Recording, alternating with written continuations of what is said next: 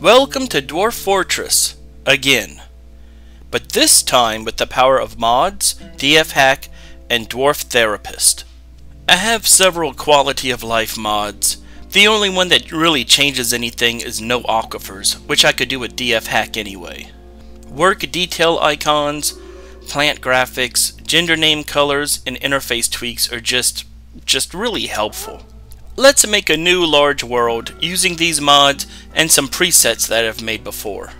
When you create a new world and want to use mods, you have to click on the little mods button and make sure you hit the arrows to add the mods that you want into the world you're about to create.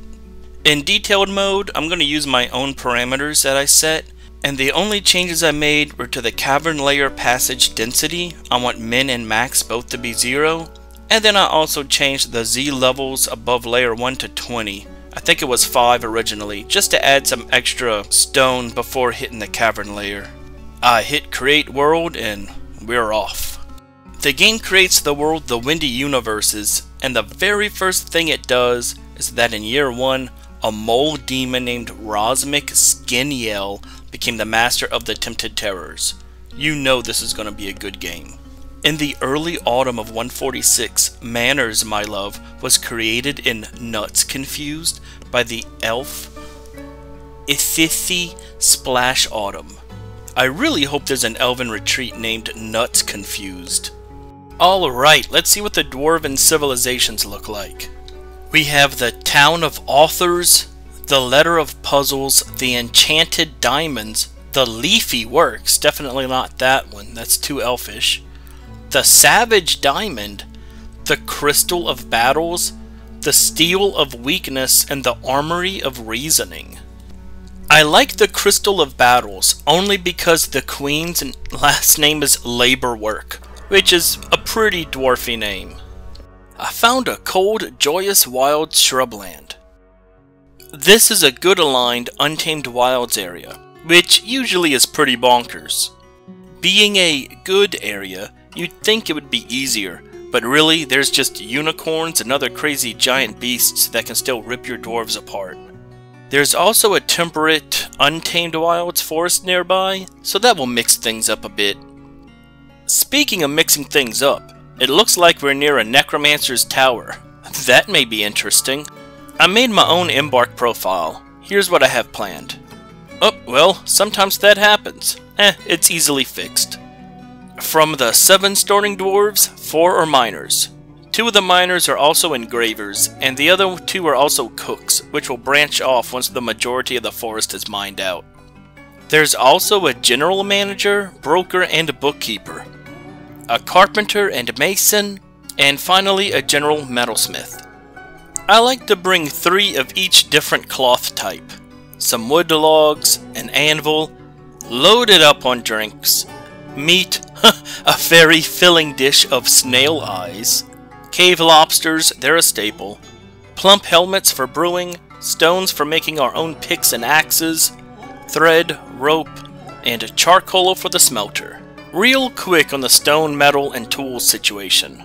You can save Embark points if you smelt and forge your own tools, but it's kind of a trade-off whether you want to do that or just get straight to digging. Bituminous coal and lignite are used to make coke, which is the primary fuel for the smelter until you have access to magma. Charcoal is used to kickstart burning the coal. Gabbro is a magma-resistant stone that can build the smelter and forge workshops. Hematites and iron ore, and with marble of flux, you can make steel. Malachite is copper, and cassiterite is tin. Together, you get bronze. Galena is lead, but what's important is that you can get silver from it too. Platinum is just great for strange moods and some dwarven trickery that I hope to use later. Since our civilization didn't have any of the meat we wanted, let's substitute for some owl meat instead. For animals, I take 8 dogs, 5 female, 3 male, and cats are the opposite, 3 female and 5 male, so we don't have cat explosions. And also take 8 egg-laying birds. Turkeys are technically the best because of the larger egg clutches and more meat, min-max. But they take longer to mature. And bringing peacocks is just funnier. but for the sake of things, I'm taking turkeys. You have arrived. After a journey from the mountain homes into the forbidding wilderness beyond, your horse trek has finally ended. Your party of 7 is to make an outpost for the glory of all of Zaz-Noxum. There are almost no supplies left, but with stout labor comes sustenance, whether by bolt, plow, or hook, provide for your dwarves. You are expecting a supply caravan just before winter entombs you, but it is spring now. Enough time to delve secure lodgings, ere the wolves get hungry. A new chapter of dwarven history begins here at the place Dishmabishan, Rampart Passion. Strike the earth. Well, here we are. First things first, get a smelter and forge going. We need those tools. Before we do that, we have to assign labors, but now we have the power of Dwarf Therapist. Here we have a breakdown of all of our dwarves, their labor skills, and animals that show their stats and sizes. At the time of recording, in order to get it to work, you have to click on Allow Labor Changes and OK. And now you can easily set all of your working dwarves' labors. Maybe I can go over this in more detail later if anyone's interested. Let's place a forge. And now a smelter. Look at these wild animals gallivanting all over our lands. At least there's nothing too crazy yet. Check this out. Man, that's nice. Picks and axes are done. Trees are being felled and stones being quelled. I'm sealing ourselves in. I don't want any necromancers visiting too early. Slowly coming together. Uh-oh. Giant birds of any caliber suck because they will absolutely wreck a dwarf and steal anything they can grab. A small bedroom area is being carved out that could be better, but it will work for now. I set up the general goods stockpiles and the food and drink stockpiles. I'm planning out sort of a convoluted entrance hallway, but I promise that it should make sense in the future. These giant birds are slowly getting worse. They're evolving. Yeah, I'm exploiting the track stops to make quantum stockpiles. Hey, some migrants have arrived. I wonder how many. Super cool! Just a single migrant and their kid. That stinks. I have a decent kitchen floor with a preliminary refuse zone and some rooms for breeding animals. We are extremely fortunate that none of those wild animals have been too crazy or coming close to us. It's now autumn already, and surprise! The trade depot isn't even close to being built. With only one working migrant, things are going to be slow. Ew! Cats are killing the good aligned vermin. Good night, sweet prince. 15 bedrooms, ripe for the taking. The trade caravan is here, but of course no trade depot has been built. The other dwarves are just way too busy to be bothered building it right now. Oh, there they are. But where's the liaison? He's supposed to check in with me. There he is! Drowning in the river and fighting for his life, I see. Huh, the mad lad actually crawled out and saved himself. A carp has given birth to babies. Who cares? I'm pretty sure there's a way to automate farming. Here we go. Autofarm. Makes sense. Autofarm has been enabled. We have a new tavern named the Bronze Fruit. This will be for citizens only. I want to have another tavern for visitors too, but closer to the entrance for dubious reasons. Let's just shove all these puppies into a single cage for now.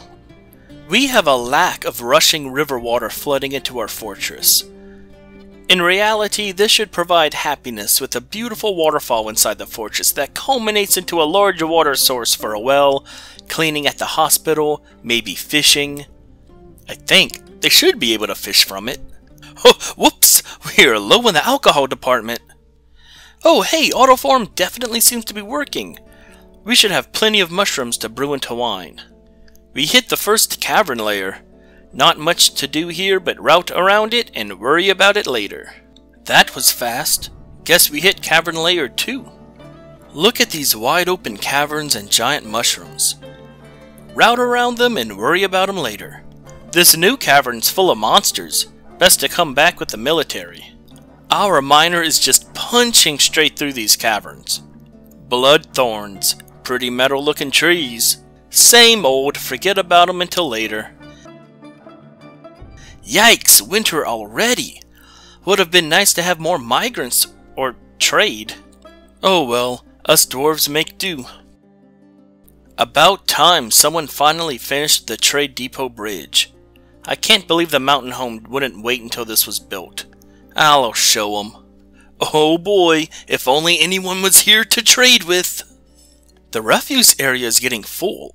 Wait a minute. I guess one of the dwarves grabbed some carp? But none of them have the fishing skill. Warm stone was located. That can only mean one thing. God damn, that's a lot of pecans on the ground. Oh, there we go. Found it. The refuse room is getting pretty stinky. If only a dwarf would get off of its ass and get to work. We have too many kittens. Let's just take care of that. So I went through the stats on each dog and found the largest male and largest female. Let's try breeding them and we can see if we can create generationally bigger and stronger dogs. If this works, we can use this data to do the same for larger tameable animals that we might come across later. Check this out. I installed a pressure plate here, and that's connected to this hatch and this bridge. The refuse minecart setup is the same principle as the quantum stockpile, except refuse is dumped down a hole. Everything lands on this hatch that will open when a dwarf steps on that pressure plate to leave. That will open the hatch and will also activate the bridge to atom smash everything caught under it. Who went and grabbed all the carp babies? Why would you do that? Let's get some iron and steel bars cooking so we can load up a minecart or two with magma to bring up into the fortress to power some forges. It looks like breaking into the cavern layer released some of their spores into our fortress and tiny mushrooms are starting to grow in the dirt. Look at this nonsense. Let's slap some cage traps down here and see if we catch anything. The refuse dump site definitely works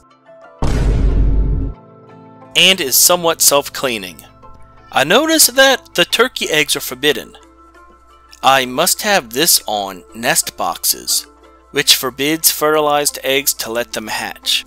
Well, I want the eggs now, so I'll turn that off. Turn around in the dungeon!